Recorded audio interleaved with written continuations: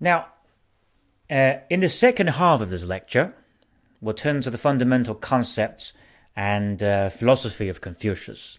Okay, so this will help us to have a firm understanding of Confucius' teaching. So, in general, there are two classes of concept. One is based on the law of variety, and the other is based on the law of unity. The law of variety refers to things that are changeable with the need of time, the need of times, and the law of unity refers to human nature that is independent of times. It doesn't really change. So within the law of variety, we have the so-called three stages, whereas the nature of man, for the nature of man, we have the principle of love and principle of reciprocity. Okay, so let's have a look.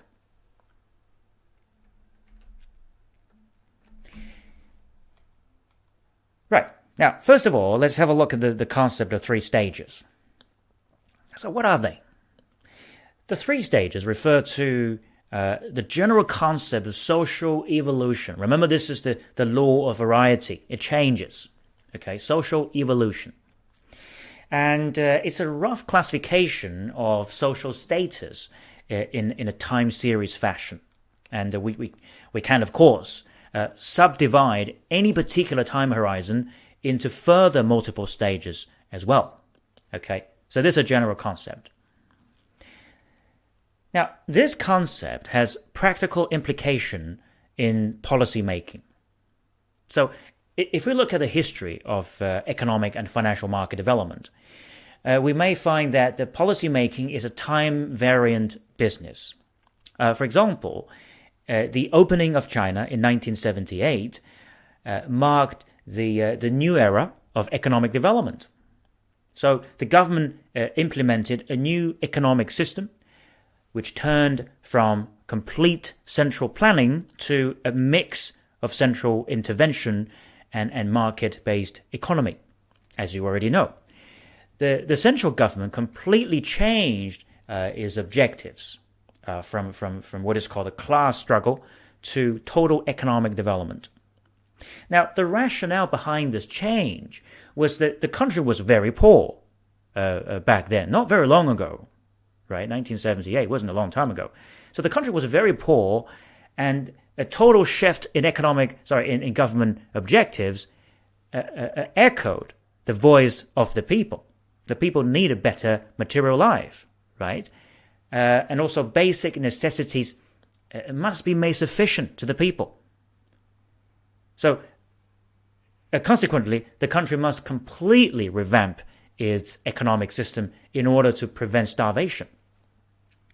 So, the changes were made by putting human need as the priority. If you look at any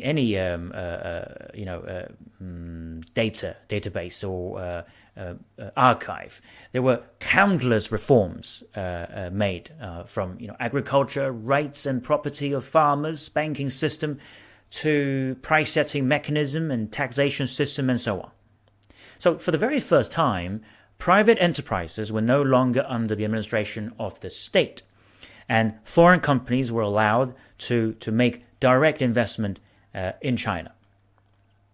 So after several decades of economic development, while wealth has multiplied to a level that is unimaginable 40 years ago, social conflicts start to become more problematic. Okay, so making money is as important as it has been, but the government now begins to focus more and more on the harmony development of the society and human relation by learning from traditional culture. So this is simply an evolution of society. And of course, if we take any 10-year period and look more closely within that period, we'll be able to divide it into further stages of both economic progression and social changes. So this is very closely related to the principle of the three stages by Confucius. In the Book of Rights, chapter of the evolution of civilization, Confucius described the human society in such a way that it starts from what is called the disorderly stage, and then it moves on to the advancing peace stage, before finally reaching the extreme peace stage. So let me explain that one by one. Now, in the disorderly stage, primitive civilization is just arising from chaos. Okay, and the social mind is still very rude. The most significant sign of this stage is that there's a sharp distinction between one's own country and all other civilized countries. So the attention is paid more to conditions at home than abroad. And except the great powers, the small countries were pretty much neglected. The advancing peace stage, however, is a stage where there is this distinction only between all the civilized countries and barbarians. Also, the friendship of different nations is now closer, and by equal right, even the small countries can have their representatives. Now, moving on to the extreme peace stage. So in this stage, there is no distinction at all. The barbarians now become civilized countries and obtain the same right, same title in the diplomatic circle. Now, whether the nation are remote or near, small or great, the whole world is as one unit, and the character of mankind is at the highest level. Now, the difference between the advancing peace stage and the extreme peace stage is described in detail by Confucius himself in the Book of Rites. And I will now like to read out the whole passage for you. The passage is also included in the teacher material. Okay, so Confucius viewed the extreme peace stage as follows. When the grand cause was pursued, a public and common spirit ruled all under the sky. Okay, so this means that all are equal and total justice prevails. People chose men of talents, virtue, and ability. Their words were sincere, and what they cultivated was harmony. Therefore, people did not love their parents only, nor did they treat their children, as children only their own sons. So this means that people see all elderlies as their own parents and all youngsters as their children. This is universal love. And Confucius continued to say that sufficient provision was secured for the elderlies till their death, employment for the able-bodied, and means of growing up to the young.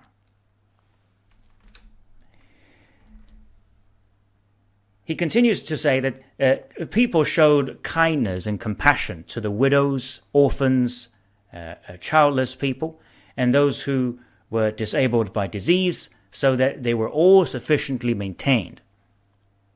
So in other words, this not only means perfect social welfare system is in place, but also people has perfect virtue, because they care, right?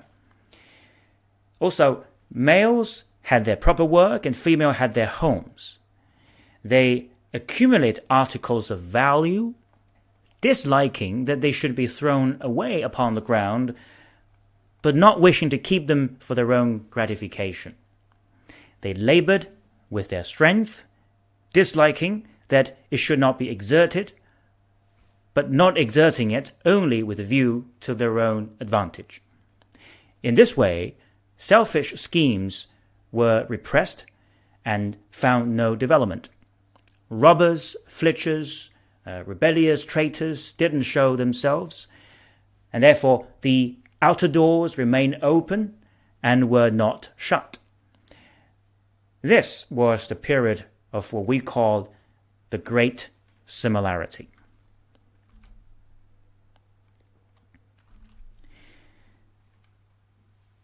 So what about the advancing peace stage? What does that look like? Well, Confucius said, now, coming from the extreme peace stage, now the grand cause has fallen into disuse and obscurity. The kingdom is a family inheritance. Everyone loves, above all others, his own parents and cherishes, as children only, his own sons. People accumulate articles and exert their strength for their own advantage. Great men imagine it as the rule that their states should descend in their own families.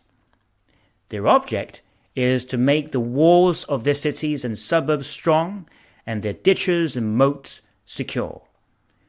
The rules of propriety and of what is right are regarded as the threads by which they seek to maintain in its correctness the relation between ruler and minister, in its generous regard that between father and son, in its harmony that between elder brother and younger, and in community of sentiment that between husband and wife, and in accordance with them they frame buildings and measures, lay out the fields and hamlets for the dwellings of the husbandman, adjudge the superiority of two men of valor and knowledge, and regulate their achievements with a view to their own advantage. Therefore, it is that selfish schemes and enterprises are constantly taking their rise, and thus it was also that Yu, Tang, Wen, and Wu, King Cheng, and the Duke of Zhou obtained their distinction. Of these 6 great men, everyone was very attentive to the rules of propriety. Therefore, to secure the display of righteousness, the realization of sincerity, the exhibition of errors, the exemplification of benevolence, and the discussion of courtesy, showing the people all the normal virtues. Any rulers who didn't follow this course were driven away by those who possessed power and position, and all regarded all regarded them as pests. This is the period of what we called small tranquility.